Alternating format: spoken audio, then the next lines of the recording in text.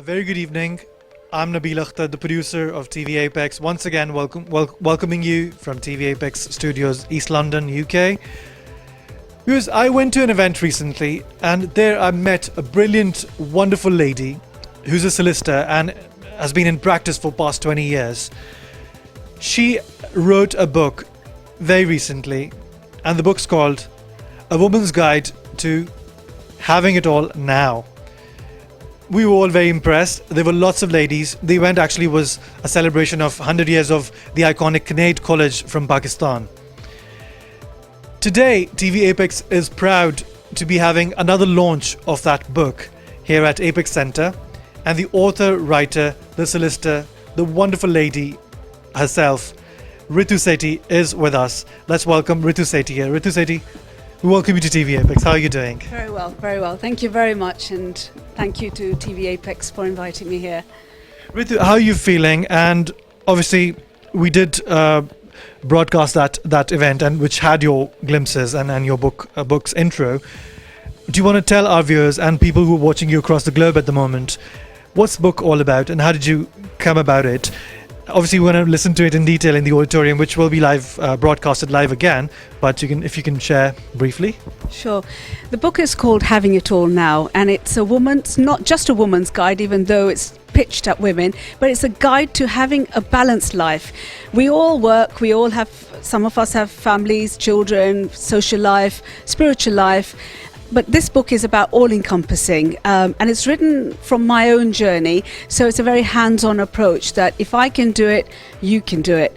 It's for anyone who wants more to life than they already have. And to people who've read it, this book was actually published on the 14th of February.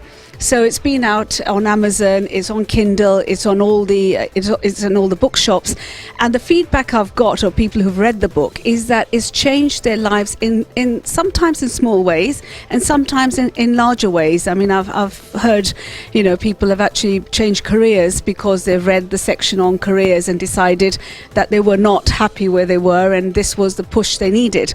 Other people have felt that they needed to lose weight and they read that section, and that's what inspired them to do just that. So when I wrote this book, I needed a guide myself, and I looked through all the self-help books in the bookstores, and there wasn't any book that was actually written by someone who'd been through the journey and then imparting their knowledge and their experience to the next generation. So this is where I thought I needed to write something myself. It's really about an inspirational being. That's what I'm trying to create. I mean, some of the subtitle says to become a superwoman. I'm not saying I'm a superwoman. I'm saying I know the ingredients and the formula it takes to become one. And that's what the book is about. And it's been very well received. Being a woman to some degree, being an Asian woman, I'm not sure if it's helped or whether it's targeted at that audience. It's actually targeted at anyone and everyone. Even men who read the book have come back with a really positive result back. That's what I was about to ask you. That, I think you just said, it's not only about women. A man can sort of read it and try to sort of push and change their life in a way. Yeah? Absolutely, and this is a 50-50 society, so it can't just be women who need to change. If a woman changes, her man definitely changes with her, and you have the complete picture. Yeah. On sort of that note, and on a lighter note, I would say, how did your husband react to it? How did he? What did he say? What did he like about it? Well, the whole journey that you take together. So my husband has been through this journey. Through practically, yes, yeah. And probably helped you writing the book as well sometimes. To some degree. I thought about things, conversations we'd had, and yes, I had some his viewpoint in it to some degree as well. But it has to be a conversation rather than just a monologue of someone saying, this is the way to do it. So yeah, my husband has been inspirational. He is my rock, and we've been married 25 years. So you can imagine the influence that you have on each other. You don't even know you have, until you start reading. You live with it. You live with it, and then you see it in your children. And my children now are 22 and 19, so I can really see the influence that both of us have on them. I can see your family is here, your parents are here, and your daughter, who's going to be reading some excerpts from the book, is here, and she looks very motivational. I'm going to speak to her in a moment. Yeah, I think they're all there to support you, and I think the book has done something. Yes, well, you know, my mother's the previous generation, my daughter's the next generation, and yet, you know, as a society of all women, this is what we need to do. We need to support each other, whether it's not the elders or the youngers, but you know, we're in the same journey, and this is what it's all about. Let's get it together. If I can do it, you jolly well can. Absolutely. On that note, viewers, we'll say bye-bye for a short moment to Ritu. Ritu, thank you very much for being with us, and hear you more inside. Yes, thank you, and thank you to all the viewers, and I hope you enjoy the next part of this program. Thank you. Viewers, we have Nikita Sethi, who's Ritu's daughter and young daughter, and who's been at forefront promoting the book here at Apex Center and beyond. Nikita, how are you doing? How are you feeling? Great, thanks. Yeah, very excited for the book launch. Yeah. Did you read the book? Yep, I have read it. Mum made sure we had read it, so yeah, it's very good. What do you like about it, Nikita? What portions, is there any particular thing you particularly favor from the section of the book? Well, I think the whole basis of it, the whole idea of the wheel of life, that's something that definitely comes across from Mum herself. From obviously, you know, from seeing her home life, from being at home, she never really involves her work troubles at home. She never brings them home. She's really good at keeping them divided. So I think myself reading the book, I thought the most important thing was seeing the balance that is shown in the book, and the balance that Mum achieves, and making sure that it's not all just focused on one thing. Having a social life, it's really important to have that. So yeah, that's definitely what I thought was the biggest thing about it, best thing about it. Lovely, Nikita. Obviously, we will hear you reading the book's excerpts. What have you chosen the stuff yourself, or did you sort of consult with your mom? And how does it work? How did it work? What kind of stuff that is you're going to be reading? Yeah, I think we were discussing it, and we chose the two that were most prominent. First, about just having that self-development. The first excerpt is about having your goals and setting them out, and making sure that you have a route to get to your goal, to get to the destination. The second excerpt is one more personal. It's a more personal anecdote from Mum's life, and actually it's also to do with when I was born, so we thought it would be quite relevant if I read it, because it was about the financial troubles and everything she was going through whilst I was being born, which was really good to see as well, because I'm knowing from, you know, when Mum tells me about when I was born and everything, she never ever mentions the whole issues and her work issues that were going on. So like I said, this is just another example of her being able to balance it. And actually at the time, that from the excerpt I'm reading, is about the issues she was going with at her practice and with her partners at the time. So yeah, that's quite a personal one, and I find it's a really nice one to read myself, because I can relate to it from being born at that time. Yeah.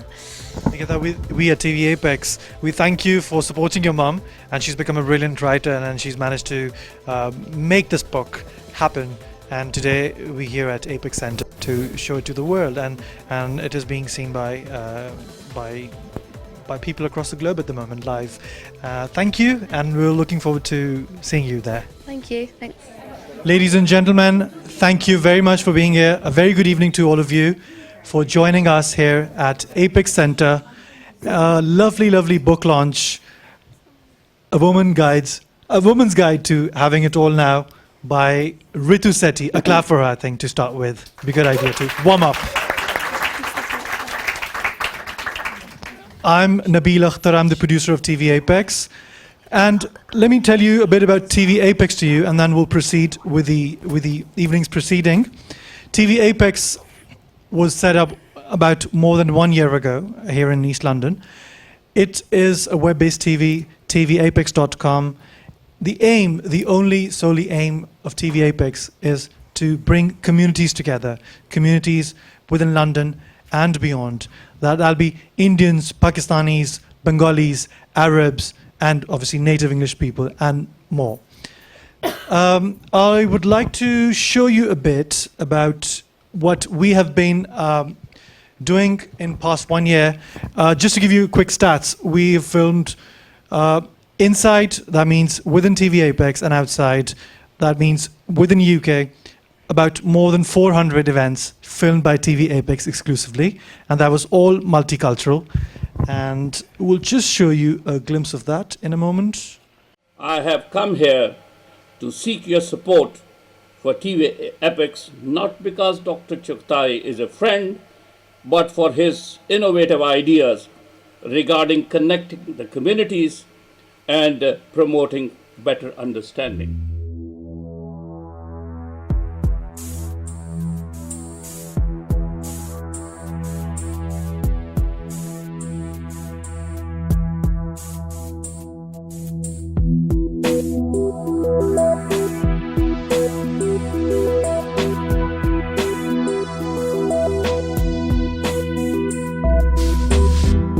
I think TVapex has taken our message across.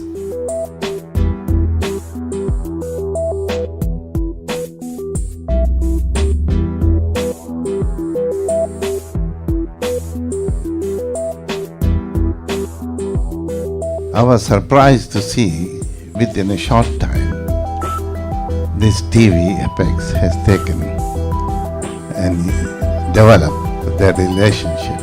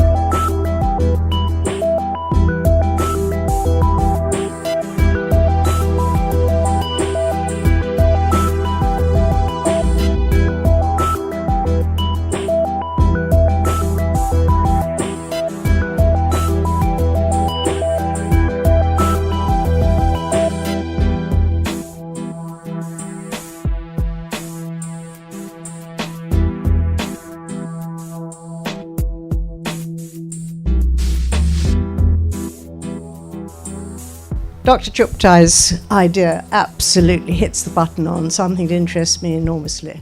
Some glimpses of what we've done in past 1 year. Actually, it's more than that now, and we need to sort of update a bit. Just a short message from our director, project director, Dr. Suhail Chuktai, who's the CEO and project director of TVapex. Unfortunately, he has not been able to make it over here today because he's been away for his clinics outside London. So we pre-recorded his message for all of you, and Ritu especially. So here it is. Hi, good evening. I welcome you at Apex Center, which is the headquarters of TVapex. I appreciate Ritu Sethi's choosing Apex Center to launch her book in East London. The book's topic seems very motivational, which is a women's guide to having it all now. I think this book should benefit women of all ages. I hope this launch is successfully noticeable here. Sorry I can't be with you today as I'm outside London tonight, but I wish you a great journey through the success of this book, and I hope you all enjoy the evening. You have my team here, which is headed by Nabil Akhtar, the producer, Eric on the camera filming side, he's in charge of the studio, and you also have Jamal, who is also managing one of the cameras, and I hope you enjoy the company of them, and have a great evening. Thank you. Without a further ado, I will pass it on to our first guest tonight, who is from Yes Group, and his name is Mr. Steve Woody, if I'm not wrong. Please put your hands together for Mr. Steve Woody to start the proceedings, and subsequently we'll have Ritu Sethi speak about the book. Steve, over to you. Thank you very much. Hello, how are you? You're well? Thank you very much, TVapex, for that great introduction. It's nice for you to be able to facilitate us this evening. Just before we start, I'm not going to take too much of your time. I know Ritu's dying to get out here, and I don't want to hold you up any further. But I just want to introduce you. Does anybody know about the Yes Group in Essex? Does anybody not? Has anybody not heard of us before? Okay, so we're a charitable organisation, and we help people in and around East London and Essex. There's lots of different branches. And we're a personal development community.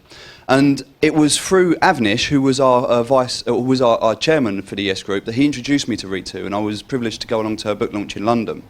And I said we'd love to be able to work together to bring some people from the Yes Group, and obviously with what you do as well, in a way that we can help, because I think Ritu's got a really powerful message, the way that she empowers people. And the way that she gets things across and what she does, it is very motivational, very inspirational, and it's a lot of what we try to portray in our meetings every month. So we have, if anybody's interested, on the third Thursday of every month in Brentwood in Essex, we meet at the Holiday Inn in Brentwood. It'd be fantastic if you can come along and if you can come and see us. I'm not going to stake any more time. If you want to know about it, speak to me afterwards. But I'm going to bring up Avnish to introduce Ritu. And just before I do, can I ask if you've got a mobile phone on you? There's a great queue. Can you just put it onto silent, please, for us, just so that there's no distractions? That'd be really appreciated. So Avnish, who's known Ritu for over 15 years, I think it's only fair that he does an introduction, and we'll get Ritu straight up onto the stage. So if you can give a round of applause and welcome to the stage Avnish Goyal, please. Thank you.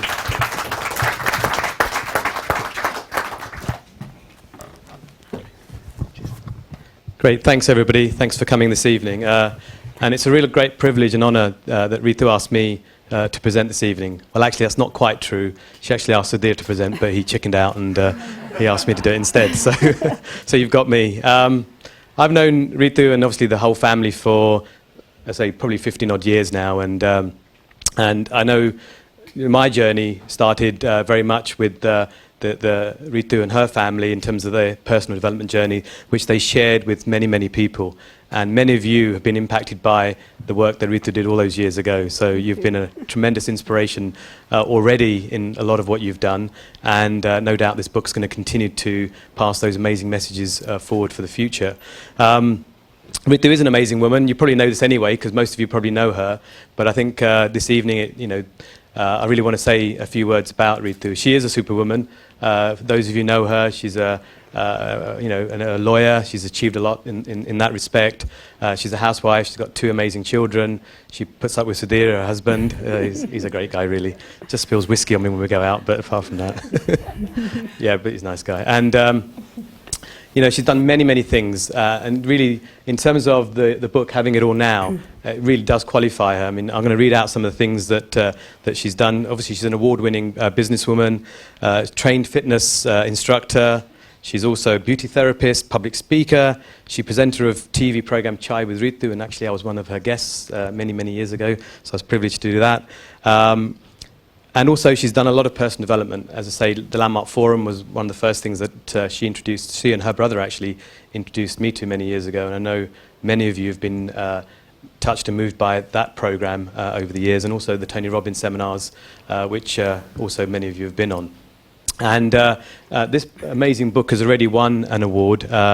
It won the Best Motivational Book of 2013, and this was awarded by the Indo-British Business Forum, and Ritu got the award at the Houses of Parliament only a few weeks ago. So it's already won an award. I'm sure it's going to win a few more. I'm sure some of you already read the book, and it is a truly inspirational book. So without much ado, I think it's time for me to shut up and bring our superb guest speaker on, Ritu, to the stage. So big round of applause for Ritu. Thank you.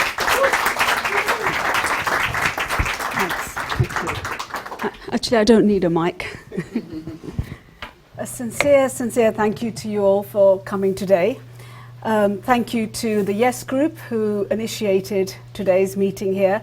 Thank you to TVapex for hosting this event. 2 formidable forces coming together, and thank you to all friends and family who've come and actually brought more friends and family with you. I'm actually delighted. It's been an exciting journey, inspirational journey, and hopefully you will walk out of here feeling a bit more inspired, a bit more motivated than you were when you first walked in. Now, to start this evening, and just to really set the scene, I'm going to ask my daughter Nikita Sethi to read the opening of the book. She is going to read from pages 11 to 12 of A Woman's Guide to Having It All Now. So Nikita, would you like to come up?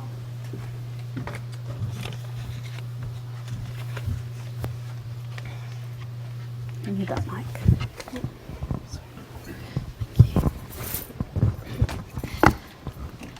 Chapter 1, Self-Development. The moment you commit, all sorts of unforeseen incidents, meetings, and material assistance will rise up and help you. The simple act of commitment is a powerful magnet for help. Most of us start off with good intentions. We'll see a friend looking fantastic and vow to ourselves, I must lose weight. Or we'll have a really bad day at work and say, I will get myself a better job. Or we'll look at a dreadful credit card statement and declare, I'm going to sort my finances out. We'll make any number of mental promises to resolve whatever it is that is troubling us on that particular occasion. Sometimes there may be several at the same time.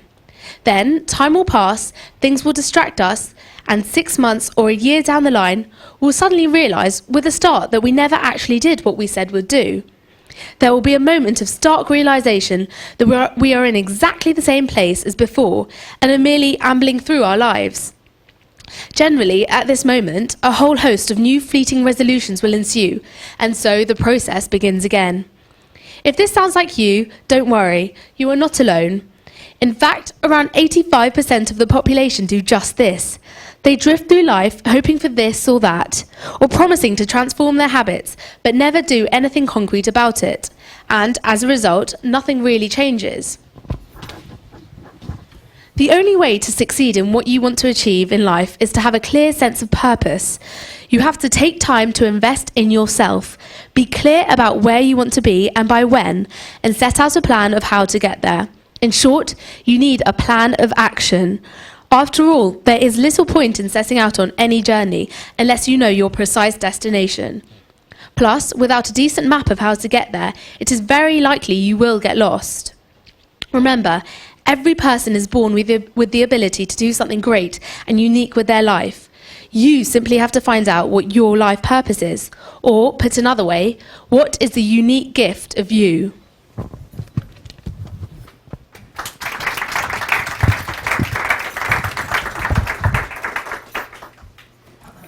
Thank you to my daughter, Nikita, for that. So, what do I mean by having it all?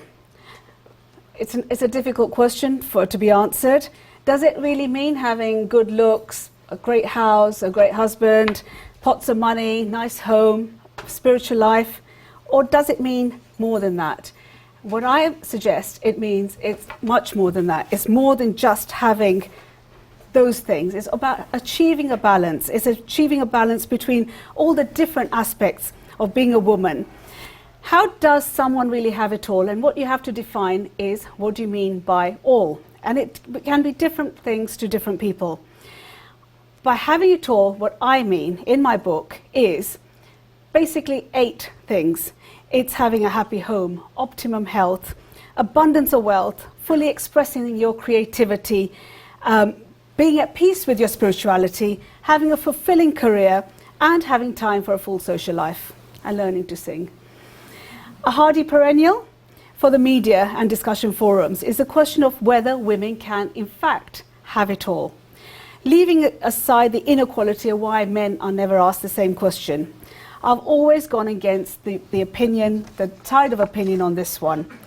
I've been a firm believer that given the right support and opportunity, women can indeed have it all, and they can have it all now.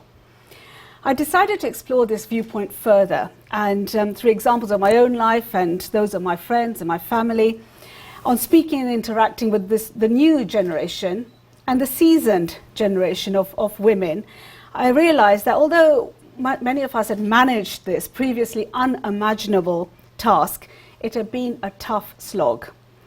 Wouldn't it have just been easier if someone had told us that this is the way to do it, this is the guide to do it, and these are the problems we encountered, maybe you could do it better? There were no books on the subject. And before I set out, all I realized was you stumble, tears, painful decisions, agonizing moments of despair, and at the end of the day, you finally get there, but it's a long journey to be there. I've come across many ladies of all ages who are so driven with their careers that they delay getting married, they delay having a family, just because they feel they can't juggle everything together. And they feel this sense of being overwhelmed by the thought. It does not have to be like that. It's simply a matter of getting the right balance.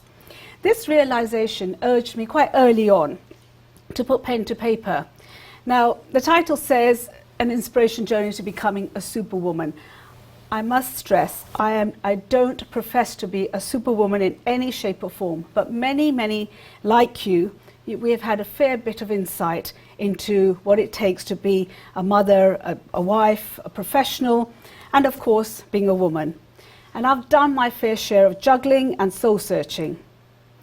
When asked why I wrote this book, and it's been a question since the day it was published on the 14th of February, being asked the question, well, why did you write it? And I thought long and hard. And whilst I went back to all my handwritten journals I'd been writing and actually getting my thoughts on paper, I realized that I personally had tried to write a book many times over, in fact, at least 7 years. And I realized how many failed attempts I'd had over the years of actually articulating your thoughts. And that's the most difficult thing of writing a book, is actually getting your thoughts on paper. However, once I started winning quite a few awards, a series of awards, I was asked to be a keynote speaker at functions because they were looking for women, basically, to come and speak and inspire other people. I don't hold it much more than that. And that's when I realized that I was repeating myself, I was repeating the message over and over again, and basically saying to whoever it was I was speaking to, if I can do it, you jolly well can do it. I started then to articulate the book, and in that book I started putting the lessons that I'd learnt over the years. So much so that to share the guide with it's difficult to say, guide with want to be all women, or would be want it all women. So people who want it all but just didn't know where to start. So in achieving the book was to achieve all their dreams and start putting in there all the trials and errors that I'd encountered. What was a dream became an obsession, and I actually never thought this book would ever get published, let alone being read by many people now, and we're now gathered here. After all, why reinvent the wheel? Why reinvent what other women have done before us, or other people have done before us? And in a way, I'm trying to do that, but in the book, I've actually based it on the wheel of life. And this is a carefully constructed technique which is used quite often by life coaches, by different people who are trying to better each aspect of their life. And it's broken down into components of family and health and wealth and creative expression and spirituality and social life. When you read the book, start thinking, well, if one of your areas is not functioning as well as another area, so you might be quite good at your career, but you're not happy with your family life, or spirituality is not as fulfilling as it should be, then you can examine just that part of your life and dip in and out of the book and strengthen that spoke of the wheel. Each chapter basically drills down for you to examine what brings you happiness. And it's to get an overview of your own unique life. No one is going to tell you this is the formula and this is the blueprint of a unique life. It's for you to determine what your life is going to look like. By following this guide, you will go through an honest journey. You will have to examine your own life and every spoke and strengthen each part of it. The lessons in this book are based on my own personal experience, and this is what differentiates this book from any other self-help book which is out there in Amazon, at Waterstones. What differentiates it is that it's also a personal journey. It's a journey which started, I think, when anyone's born. In my case, it started when it was work in progress, when I was born in Kisumu in Kenya. And I came here at the age of 8 with my parents, Mr. and Mrs. Barnott, and my 3 siblings. I grew up in Ilford with a strong accent, a Kenyan accent, for which we were all mocked in the early years. I went to Bristol Polytechnic to study law against my parents' wishes. As I said earlier, I've always pushed against the tide of opinion. I married Sudhir in 1988, and we were students in my final year, again against my parents' wishes. I'm sure you can see the pattern here. And qualified as a lawyer in 1990. My son Avinash was born in 91, and I was made a partner in my law practice in 1992. There were no role models then. There were no women I knew who were juggling small kids and a profession, and especially Asian women in the early 1990s. It got worse. One of my two business partners developed an addiction. It was an addiction to a banned drug, to cocaine. And whilst I was pregnant with my second child, Nikita, the firm spiraled downwards. My daughter, Nikita, was born in October 1993. And as the pressures of our practice were taking their toll, I'd now call upon Nikita again to read the second extract from this book.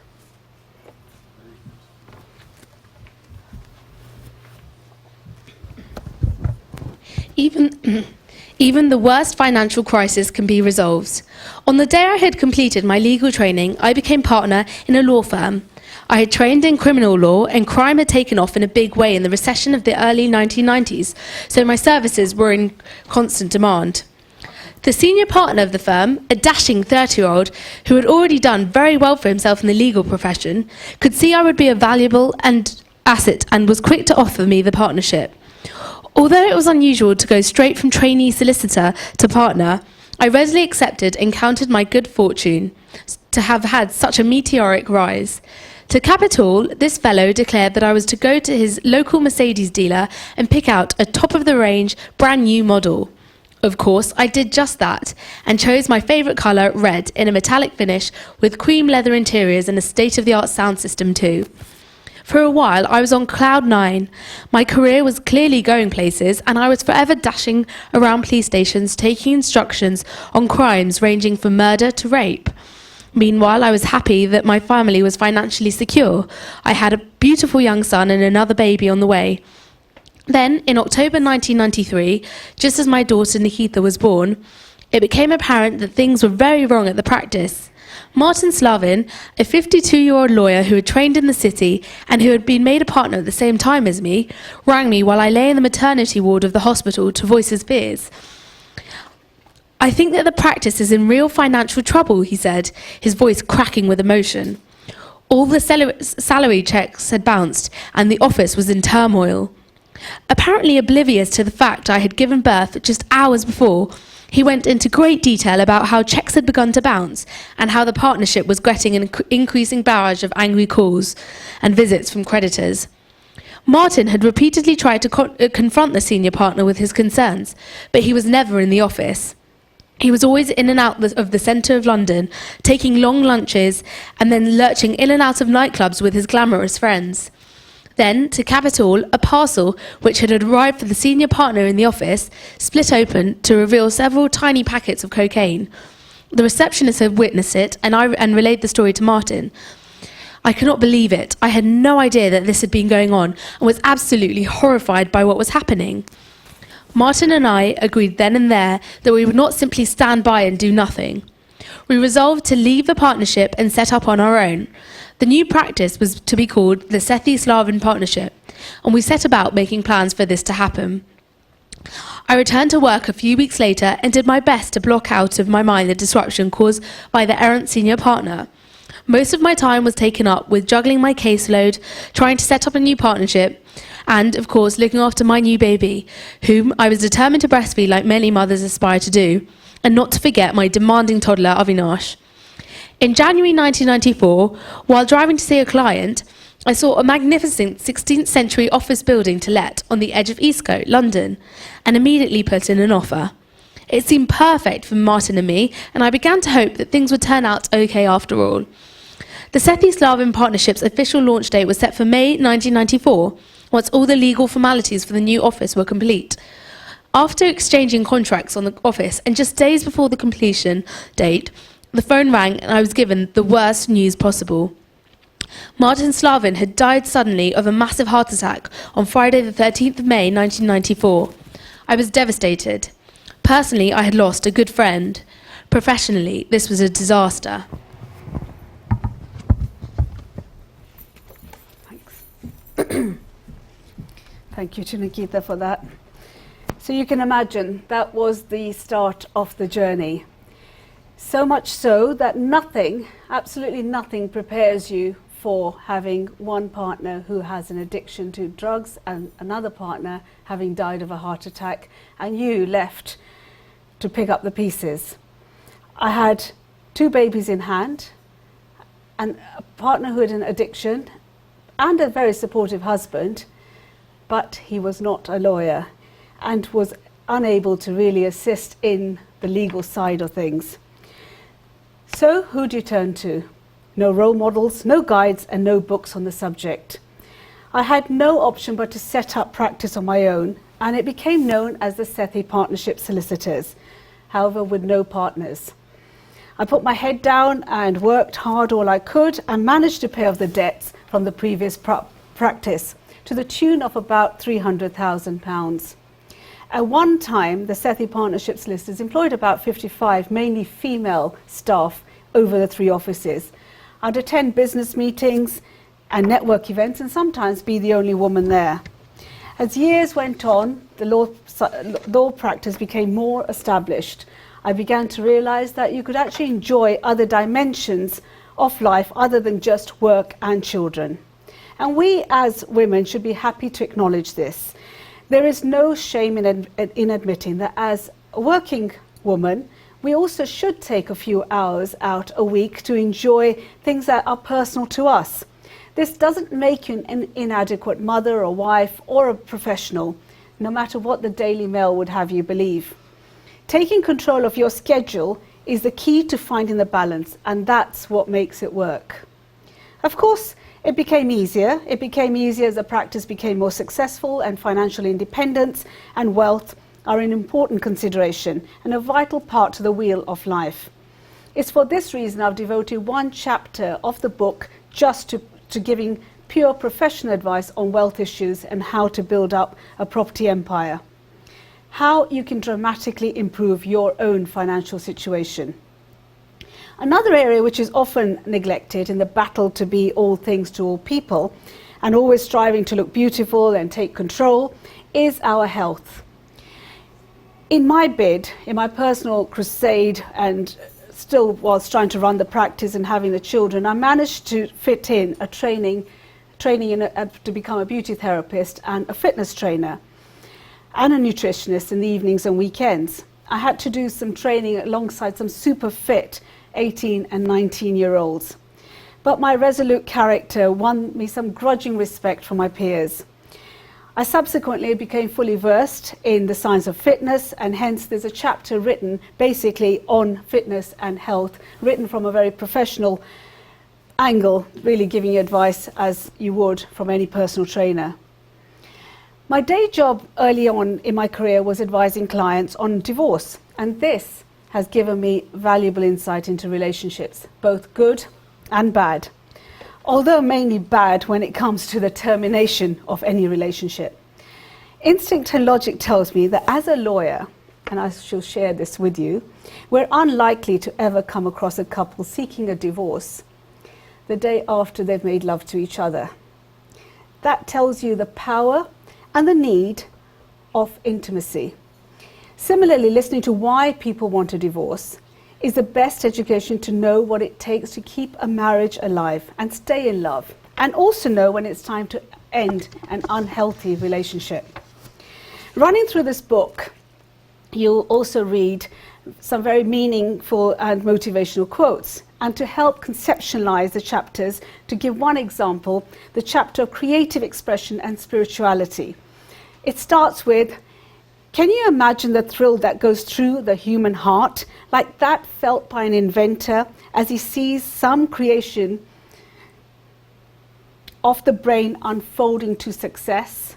So you can feel that power of someone actually realizing that they are becoming very successful. This chapter gives an idea of the spirituality that can shape your thinking, and how one act of random kindness can change everything. Having it all just won't happen. It takes planning, it takes preparation, it takes hard work, it takes perseverance. And this book hopefully will be your journey to get you there. It would help to have a supportive partner, as I did, or network of friends and family. And if you have children, to make your work schedules meet your school schedules. My advice to you is stand on the shoulders of people and of someone who's been there. read the book, speak to other women, successful women who've succeeded in their lives and careers, and ask them how do they do it. It would help to make the changes you need to make your life happier. Once you worked out what you want, have the conversation with your support group. To make it work, you have to have the confidence and above all, take control of the steering wheel of your own life. It's your life, you take control. If more women could strike this balance, more women would reach the positions of leadership, both leaders in their chosen fields, in the legal world, the medical world, CEOs of companies, but also, more importantly, as thought leaders, to be able to influence decisions made at their workplaces. This will not only help them, but also future generations to stay at work and balance all that life has to offer. What we achieve inwardly can only be a benefit to our outer world. My parting present to you is to share from the poem If. It's a poem by Rudyard Kipling, and it's an all-time favourite motivational poem of mine, which has been weaved through the book. This is from the poem. If you can talk with crowds and keep your virtue, or walk with kings nor lose the common touch, if neither foes nor loving friends can hurt you, if all men count with you but none too much, if you can fill the unforgiving minute with 60 seconds worth of distance run, yours is the earth and everything that's in it. And which is more, you will be on your way to becoming a superwoman with a balanced life, my friend. I think we can all do it, and we can all do it together. So let's just do it and stay blessed. Thank you.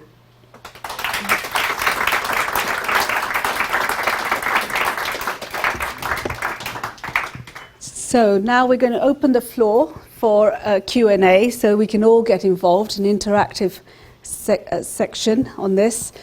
So I know, looking around the room, there's some very inspirational and influential people, not just women, but men as well. And this is our time to actually have a discussion on where we're at with this subject.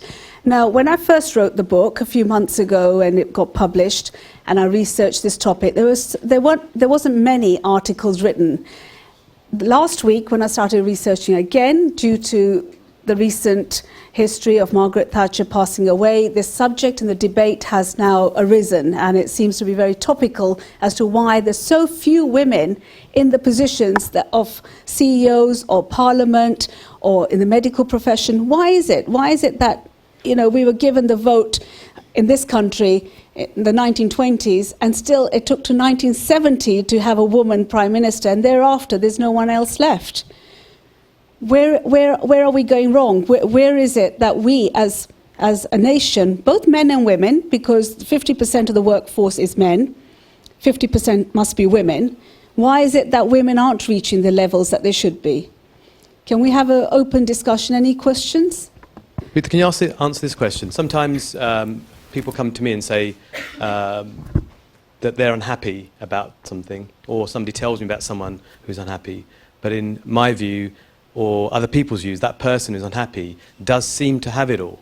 They seem to have the wealth, the happiness, the nice partner, the children, the car, the money, and everything else. But yet there's still something missing. They're not happy. So have they not really got it all, or what's the answer, do you think, there? I think what they have to do is really examine what they have. And how we break it down in the book is that each section is like a pie chart. So you measure yourself out of 10. So your health, you sort of look at it and you say, well, out of 10, I think my health is probably at 4, 5, 6, 7, wherever it's at. And then when you work through the book, you'll actually get the whole wheel, and then you'll see where you're out of kilter. So it's actually examining each area. And that's when you realise what might well be missing and what you could do to better it. So if we take, say, health, because that's one that is universal, you sort of look at yourself, is this sort of my stamina level that I want? It's not about weight necessarily, it's about stamina, it's about fitness, it's about being able to do the things you want to do, being able to move easily? Is that everything that you're doing? And then work out what it is that you need to do. And the most important thing is schedule a time, make time for yourself, schedule an appointment with yourself to go to the gym, to get a personal trainer, go for a walk, do what it takes, go swimming, use your local facilities. It's not all about, how much money do I need to spend on this, it's about what can I do about it. And that's the message. It's the small steps. And I've had reviews back on the book of people who've read that section and made small changes. It's not about huge changes.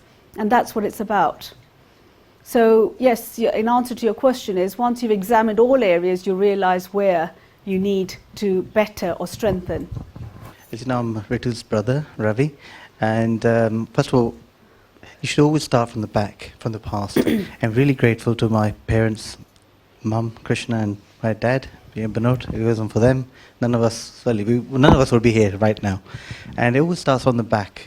And we sometimes wonder, what is it that we really want? And as you know, myself and my wife, we've written 3 books, and one is Slimmer in 1 Hour, Slim Forever. And we have a number of people come to say, we want to slim, we want to be thinner, we want to be more toned. And you ask a simple question, how much? Just want to be thin.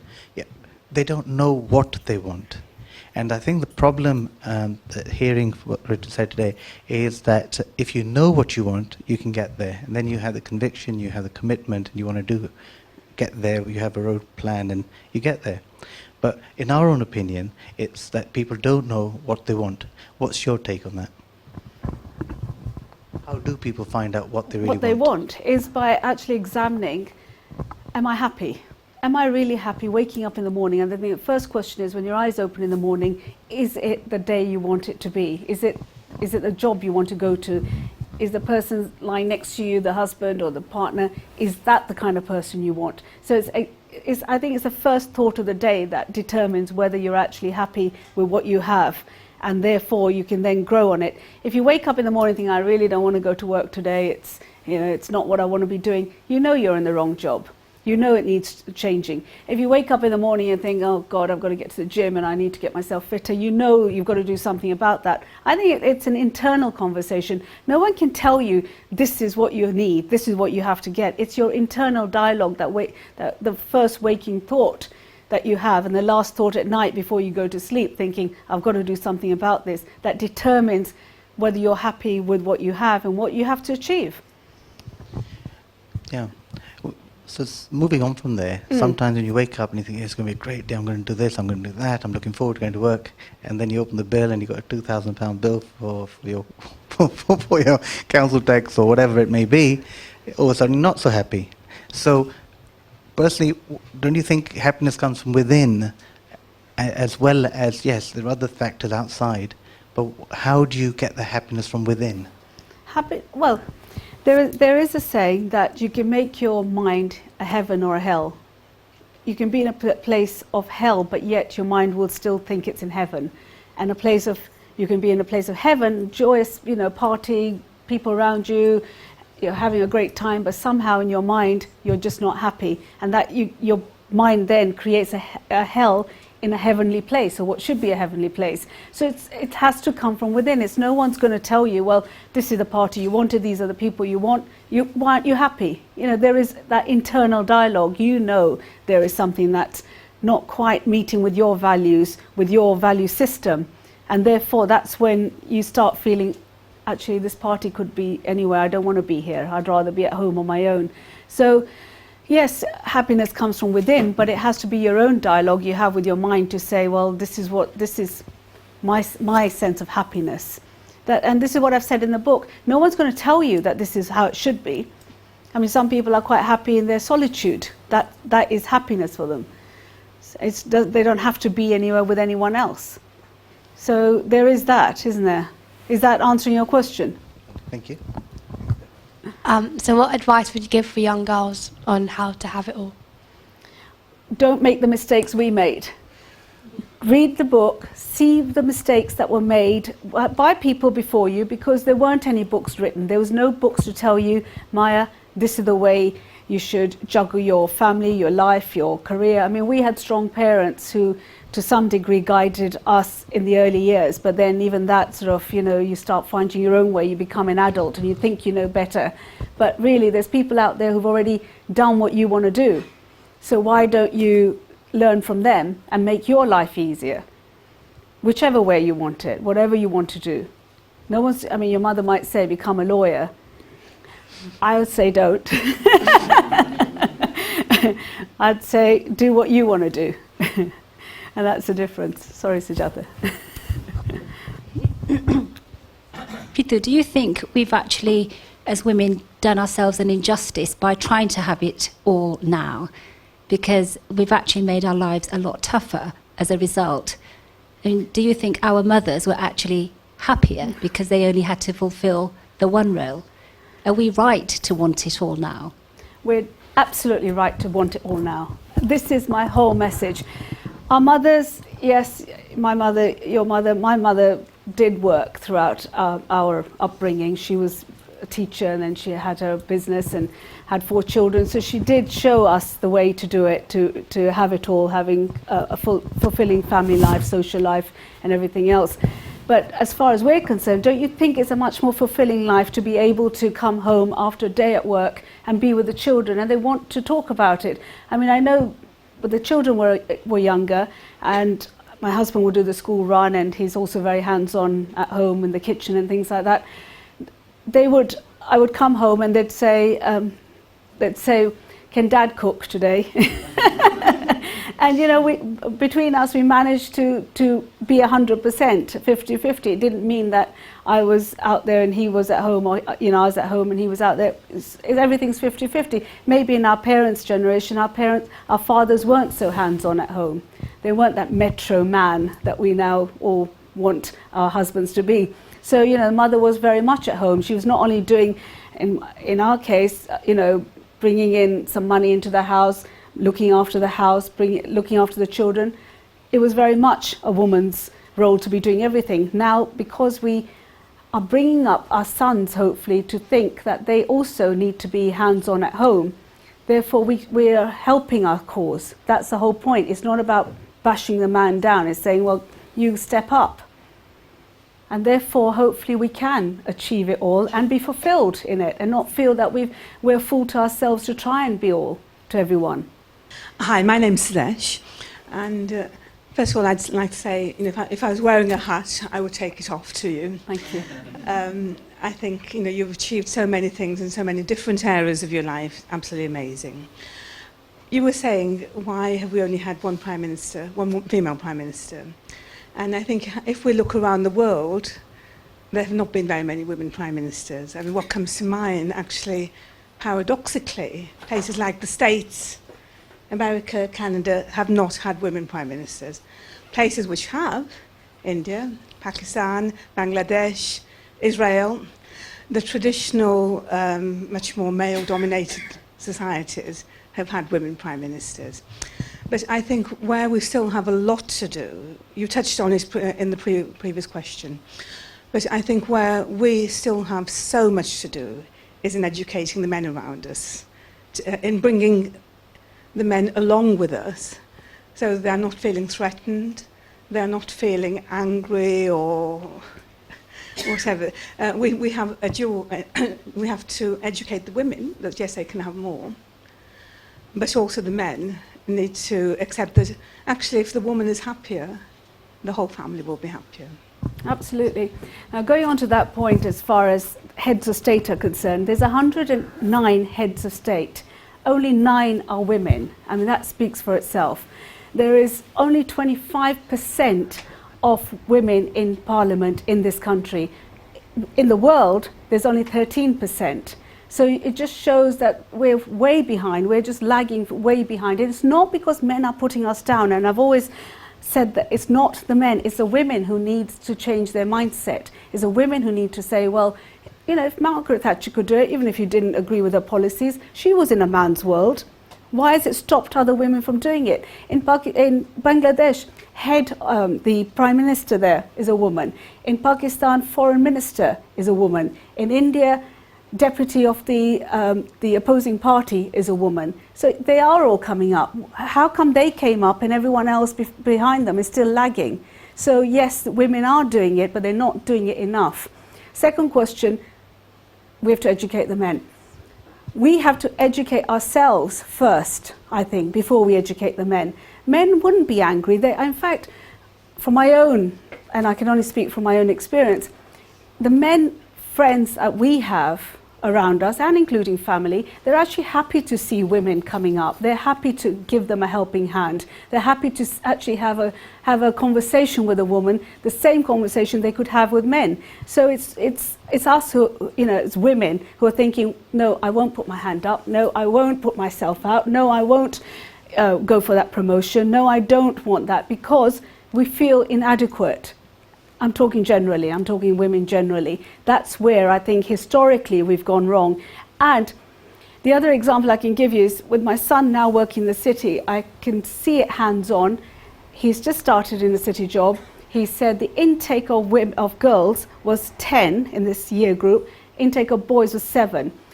There'll become a time when further on in their careers, the men somehow exceed the women. And that's where the imbalance starts. Now women are given just as much equal opportunities, if not more. I mean, in some companies are actually positively trying to recruit women. But the problem lies later on. It's when women don't push themselves. They don't want to sit at the CEO table. They don't want to be seen to be pushy, because women have this thing about, well, if I'm too pushy, I'm conceived to be ruthless. Whereas a man, if he's pushy, he's conceived to be ambitious. And that's the difference. We need to educate women before we educate men, in my words. Don't you think it's a bit tricky situation in that you're quite right? I mean, if you look at educationally wise, girls are doing better than boys. Right? Then they go in, as you just said, the more girls intake than boys. But then girls get married, they have children, then they're out of action in terms of work for possibly 2, 3, 4, 5 years, maybe longer. So they can't go up the ladder because they've had to look after the family. And then they have the family, so talking about having it all now means they now have to balance the family life, the kids' life, and they don't all have husbands who can do the runaround, because the husbands may already be doing long hours. So it's a bit of is it really equal for men and women? Well, why shouldn't it be? Why should it be the woman is there 3 years out of her career to bring up a family which the man has equally contributed to? It's a man who also should be giving his time and support to this to this whole debate. In answer to your question, why should it be just a woman who's actually taken 3 or 4 years out of her career? Why can it not be equal that a man then takes time out as well? Now there's paternity leave, and that leave can be extended to more, to an extended time. So the idea is that if you both work together, because you both want the children, it's not just the wife who wants a child, it's equally the husband's. Yet the studies have found that there's more men who've got children in higher positions than women who've got children in higher positions. And that speaks for itself. Women will not go up because they feel it's compromising their family life, whereas a man can have 4 children at home and still work long hours. That can't carry on. It can't be right. It can't be having it all. That's still having only one dimension of your life. My question I have for you, because when I saw you last time, I bought your book for my partner to read. But then I thought, well, if I read it, then I'll know what she wants. And there's maybe I can get a head start and go through that phase. And I got reading it, and I actually started to enjoy it. And it's not that I didn't think I would, but I don't read books in general. And when you talk about the will, and when you talk about balance, which I think is such a key thing, I've learnt a lot of lessons the hard way through experience in my life. And I would always find that people would say, oh, I wish this didn't happen, I wish that didn't happen. I wouldn't change my life. I think that those experiences have shaped me into who I am today and what I'm doing now. So my question is, what is your hardest lesson that you've had to learn? And what advice would you give to people who have got a lesson that can't see the positive outcome of it yet? What was the hardest lesson I had to learn? Did you hear my daughter read the extract of the book, the second bit?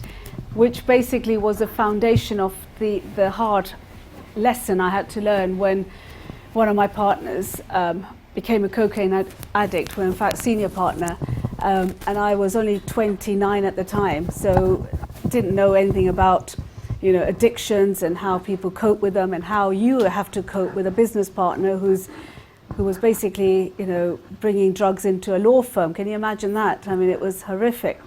And my other partner, who was, he was a 52-year-old Jewish guy who had always had a very clean living. He just didn't know how to deal with it. So at the age of 28, 29, to be in that situation was probably the hardest lesson I learned. And I think that is where the will to succeed, the will to make money, pay off debts for, you know, to the tune of 300,000 came from. It was, and that was before the age of 30.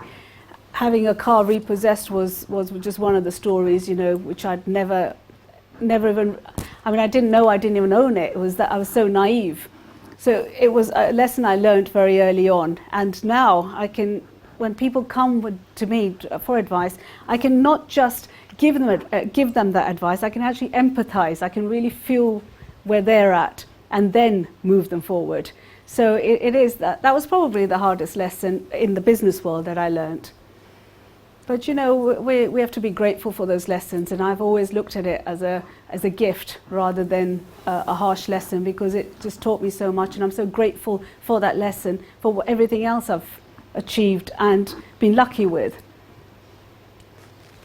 Yes, Dad. Hello. I want to say a couple of things about Ritu, my daughter, because she has mentioned something about family as well. Ritu was headstrong from day one and determined to do things the way she wanted to. My school was halfway where she used to go to Redbridge College from Seven Kings, you know, Norfolk Road. I said, sit in the car, I'll give you a lift. She said, no, Dad, I'll walk. Quite a long walk. For 2 years, she walked and walked. Went to the petrol station, said, Dad, I'll fill in the tank. I said, no, that's not a girl's job, it's men's job. No, I want to learn this. And when she joined, before this company, Sethi Partnership, before that, we bought a property and there should have been a big bill. But what was his name? It's all right. Forgot his name. He said, no, Mr. Barnott, you have given us a gifted girl. I'm not going to send you any bill. It's free. Can you imagine? I mean, so much at that time. She had just started. And then comes question of her marriage, which is, she has. We were looking for a boy, no doubt about it. But then she said, Dad, sit down. I want to talk to you. I said, all right. Ravi and Ravi, both of us was there. Then she said, Dad, I love a boy. I'll only marry him. If you do not agree, I'll remain a single bachelor girl throughout my life. I say, I give up. Who is the boy? Say, Sudhir, and let me tell you, we never ever regretted. We are so proud of him. Such a decent boy she found for us and solved our problem forever. Thank you very much. Oh, well, there you are.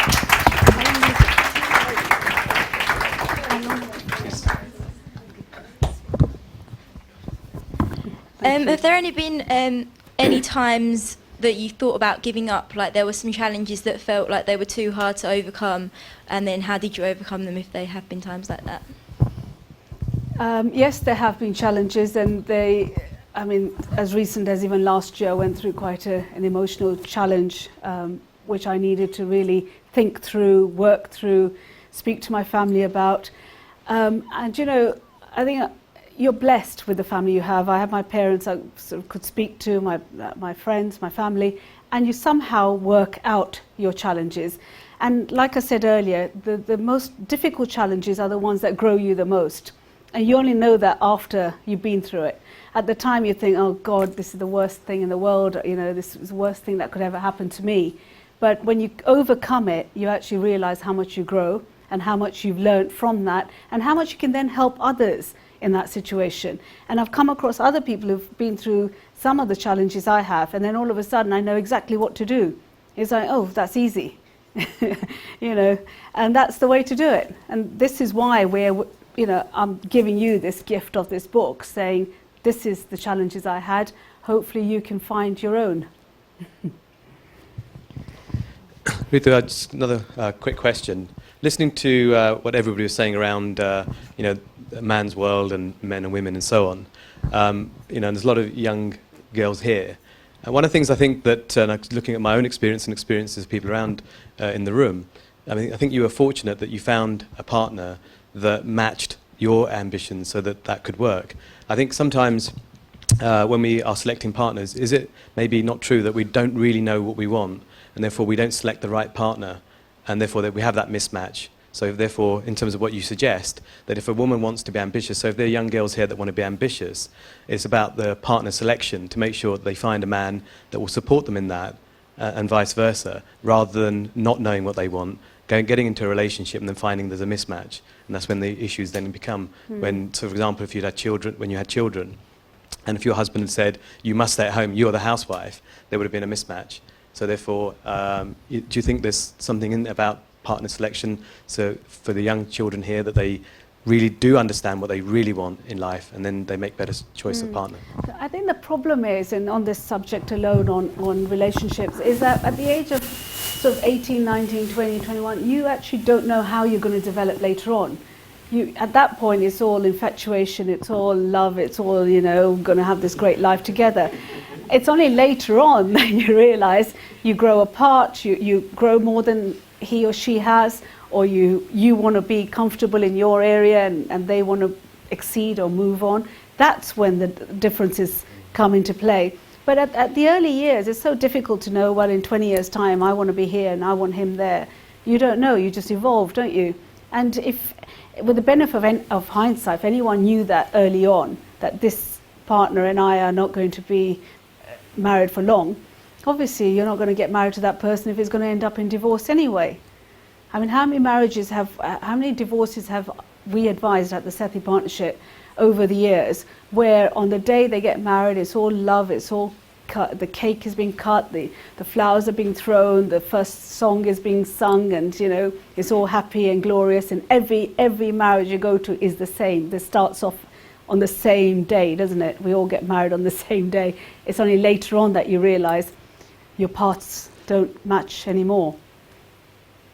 Yeah, just following on from that. Obviously, ambitions and things change over time. But I think my point was really that often, especially women and young ladies, don't often articulate what they really want. And in terms of, so at the start of a relationship, do you think there should be more communication? Because obviously there's the infatuation, the love, and whatever the other person does. And I'm sure at one point, whatever Sudhir did was absolutely brilliant, and vice versa. And then, over time that becomes a challenge, right? Yeah. But so, the message to the young ladies in the room, should it be that they should articulate much more now what they, because especially I think the youngsters these days are a lot more advanced than in our generation, and maybe it is about articulating more about their ambitions. If they know partners. them. If they've already worked them out, yes, articulate it, write it down, make a goal. This is what I want, and does your goals match my goals? But that doesn't necessarily mean it's a recipe for disaster if it doesn't match, because you change each other, you live off each other, you change each other, you grow together. And the success of marriage has never been a formula that's been written down and saying this is how it has to be, and you'll have a happy life and you'll grow old together and your graves will be next to each other and you'll die together. There's no formula for it. It's all about giving each other time and space. And I know in our marriage it is about time and space. So Sudhir's got his golf and his other interests, and I've got mine with poker and yoga and things like that. But we complement each other. So it is giving each other that. That's the only advice I can give to keeping things fresh and alive and conversations continue. It's when the conversations stop that you're in problems. And like we say in our slogan, when you stop talking to each other, you come and talk to us, the lawyers.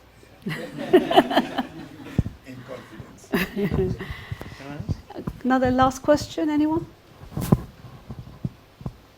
Should we take another 2 questions?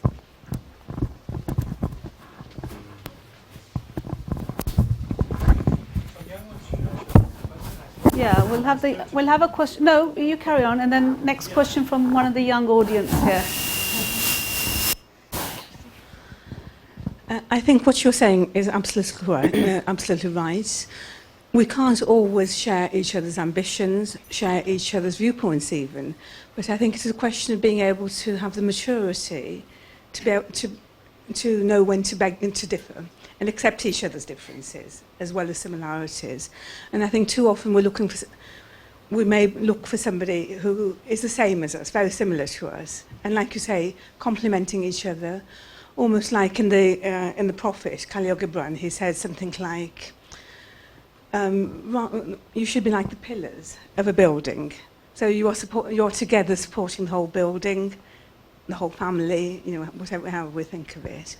So it's a question of being able to step back, let the other person do what they want, and at times you step forward and do what you want.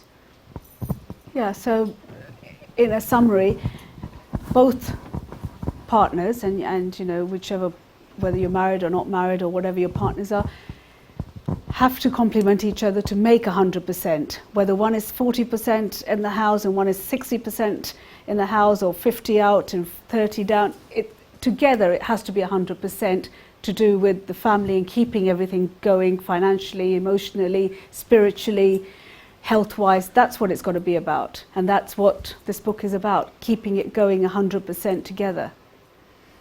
Last question from someone young in the audience. Let's see what we can impart, what knowledge we can. What are your views on positive discrimination? Okay. I was always for it, especially being a young lady. I went to an all-girls school in Ilford, so when I went out in the world, we needed positive discrimination. There weren't enough women in the jobs, especially in the legal profession, as there should have been. There still are not. As far as judges are concerned, in our world, in the legal world, the Law Society, the judiciary have always said, oh, there aren't enough females, so we need more judges. You go and apply for a job as a judge, hats off to Sujata who made it. There are a lot of women who couldn't make it as judges because it's just the way the judiciary is. It's still male dominated. So therefore, yes, you need positive discrimination because you need to really rebalance what's happening out there. You can't have a judiciary which is male dominated and yet they're judges for 50% women and 50% male population. You can't do it. It can't be right. So that's my viewpoint on that. But speaking to my son and this next generation, where he thinks that this female positive discrimination is actually going a step too far in the fact that he's actually being discriminated against because he's a boy, I can now see that this balance possibly needs to be redressed. So it's a difficult one as to what we're actually talking about, but I actually think everyone should come on their own merits for jobs which are equally distributed. I mean, I was talking about the judiciary because that's imbalanced and therefore you do need some kind of rebalance. But where in the workforce, where women and men are being educated in the same way, there doesn't need to be that rebalance anymore because women are stepping up, and they should. And your generation definitely should. Otherwise, we've done a disservice to you. Okay, any other questions before we wrap up? Well, just remains to say thank you very much to Steve from the Yes Group, Avnish from the Yes Group, and Ravi and Shushma have been pillars here today to keep this going. Thank you to my mum and dad and Sudhir for putting up with me. And obviously to Nikita, who has been my pillar and my shadow almost. And to all of you for taking this evening out and just coming here and being part of this whole book launch in East London. And this is a televised event and it's live, so people are watching all over the world. It's still going live, by the way. I just live. checked. Yeah. Okay, thank you very much to Nabil. Thank if we you. can wrap up now. Thank you very much, ladies and gents. Please put your hands together again for Ritu Sethi.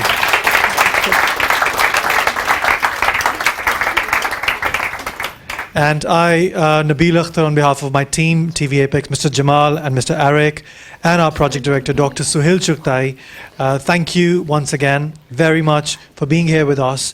And our doors are open for you. We are a community channel. Please do log on to tvapex.com. Please do email to us, do write in your suggestions. If you have any ideas, if you wanted to contribute anything with regards to program making, you want to organize an event, we can talk about that. You're more than welcome, and this is your space, and I wish you all the best. Have a very good evening. Thank you very much all. Thank you.